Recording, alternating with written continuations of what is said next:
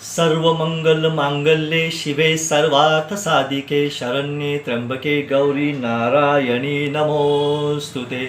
शारदीय नवरात्रोत्सवाला 22 सप्टेंबरपासून यंदा सुरुवात होत आहे.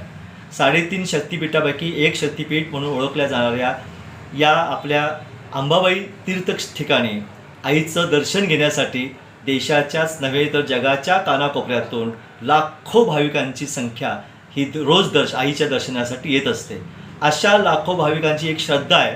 ती श्रद्धेचा गळा घोटण्याचं काम देवस्थान समिती, श्रीपूजक, जिल्हा प्रशासन आणि पोलीस प्रशासन करत आहे असं आजच्या वर्तमानपत्रामध्ये बातमी वाचल्यानंतर माझ्या निदर्शनास आलेलं आहे. आईचं दर्शन हे पितळी उंबऱ्याच्या आतून घेऊ नये अशा पद्धतीचा मज्जाव करण्यात आलेला आहे. माझा थेट इशारा आहे, देवस्थान समितीचं जे महत्त्व आहे ते महत्त्व आई अंबाबाईच्या दर्शनाला येणाऱ्या लाखो भाविकांमुळे आहे. ते महत्त्व कुठेतरी साध्य करण्यासाठी आणि आपल्या कामाचा ताण कमी करण्यासाठी ही सर्व प्रशासनं जर काय करता भक्तांना वेठीस धरत असतील तर ते पूर्णपणे चुकीचं आहे.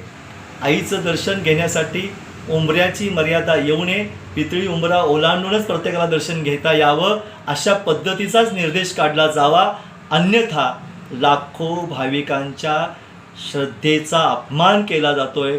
म्हणून मी सुनील सामंत, अखिल भारत हिंदू महासभा जिल्हा प्रवक्ता आणि शिवशाही फाउंडेशन संस्थापक अध्यक्ष आणि माझ्या आई अंबाबाईचा एक निस्सीम भक्त या नात्याने जनहित याचिका दाखल करून या प्रश्नावर वाचा फोडणार म्हणजे फोडणार.